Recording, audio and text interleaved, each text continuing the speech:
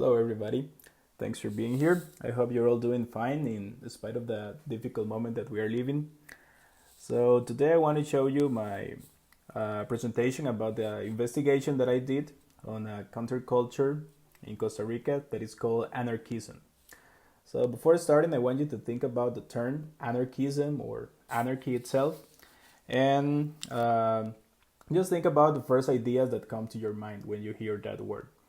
Um, you can comment on the video later what were the first ideas that came to your mind when you hear that word, or if you already had a concept about it. Okay, so to start with, I just want to mention the objectives that I had for the investigation, just to justify why I chose this topic. So the first objective is to investigate the origins, ramifications, and influence of anarchism in Costa Rican culture. So it was intriguing for me how such a complex movement as anarchism entered to an archaic Costa Rica, because there wasn't much access to information as it is today. So I wanted to know or more how it entered to Costa Rica. Then the other objective is to deconstruct the misconceptions and biases of anarchism in Costa Rica, aiming at a more empathetic judgment toward it. So it is common to hear negative connotations of the word anarchy or anarchism, and I wanted to investigate about it in order to deconstruct those misconceptions. So I asked some people before doing the investigation, and most of the comments that I received were negative. Okay, so that's why I included this. And then the other one is to acknowledge the achievements and contributions of the anarchist resistance toward the Costa Rican society. So I wanted to investigate if there are achievements and contributions that are worth talking, and that is why I included this objective. Okay, so the first point is the origins of anarchism. So it is important to note that this ideological movement started in Europe. So that's where the last records of anarchist movements started in Europe. So I was intrigued, as I told you before, how it entered to the country. I found that one of the first ideas that entered to the country were that of the students who were studying in Europe, and they returned home after they finished their higher education. So as you may know, there wasn't much access to higher education in Central America. So the families that could afford it, they sent their children to study in Europe. So when they returned, they brought groundbreaking ideas. The other one is political refugees. Those were people who were exiled from their country for having a different way of thinking. And also the foreign manpower that entered to the country. And one of the first records that we have in Central America is the construction of the Panama Canal. So in Panama, they were building the canal, as you may know, and they entered many people from Europe, especially Spain, and they brought these new ideas, these new revolutionary thoughts that went on to start with the anarchist movement. Also in Costa Rica, we have the Atlantic Railway, the construction of the Atlantic Railway. That it's like a very important point in the history of Costa Rica that we are going to talk about later.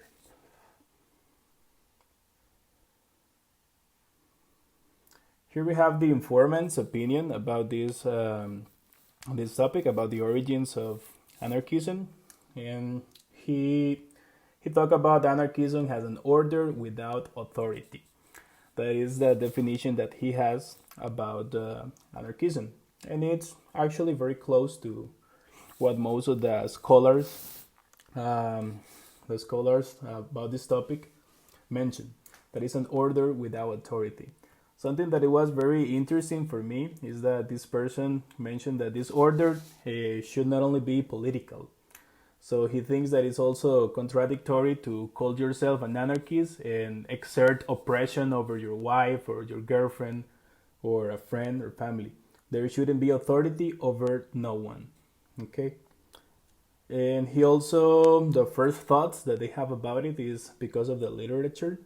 He mentioned Mikhail Bulkoit, who is one one writer, one author about this ideology. And another point that he mentioned is no voting. So it's contradictorial for him to vote for municipal elections or presidential elections of any type.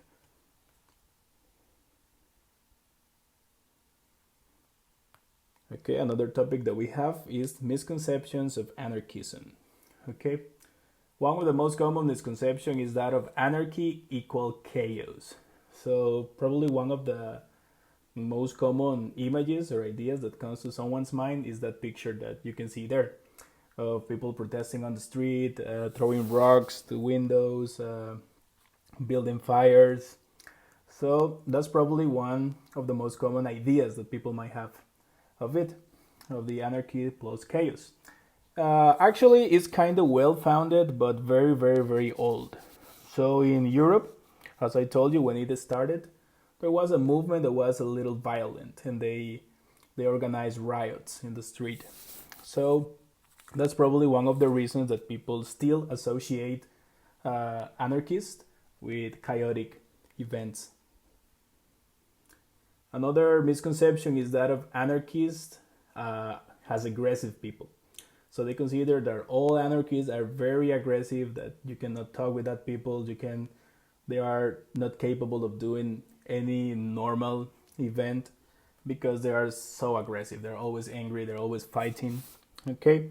But actually one of the concepts of anarchism, is that of not violating the privacy of others, not violating the rights of other people. So it might be a misconception. Also, it was probably founded because in the past, the president McKinley in the United States, he was assassinated by a person who was openly considered an anarchist. So acts like that brought a very bad reputation to anarchism. And another one that is very common is that of anarchism equal communism, right?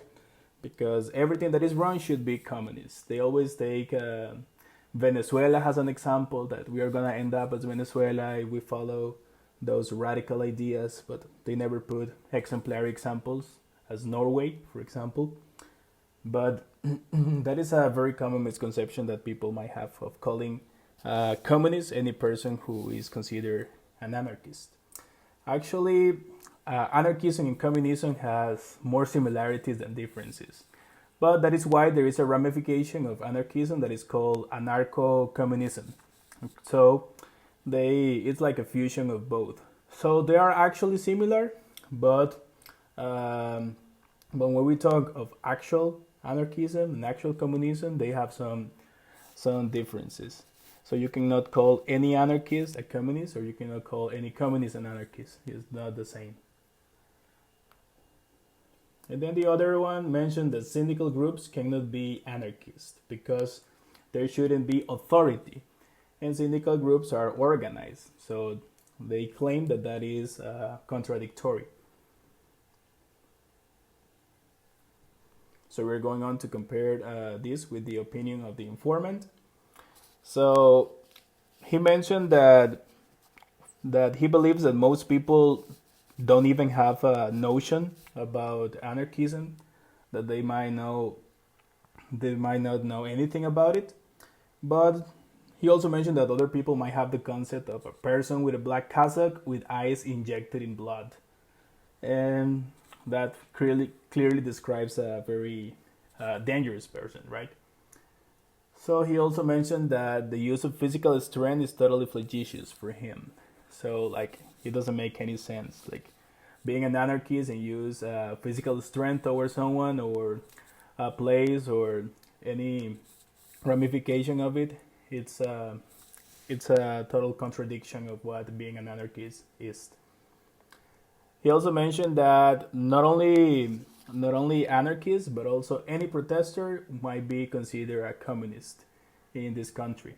And he mentioned that there might be a mechanism of fear that some governments imply to make the people have bad assumptions about different ways of thought.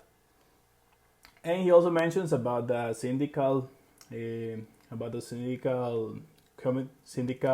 anarchy. Sorry, that there can be organized group without exerting any authority. And so he mentioned that there should be a lot of dialogue, there should be a lot of cohesion.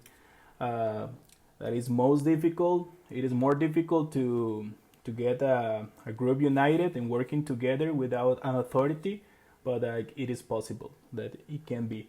But it should be even more organized.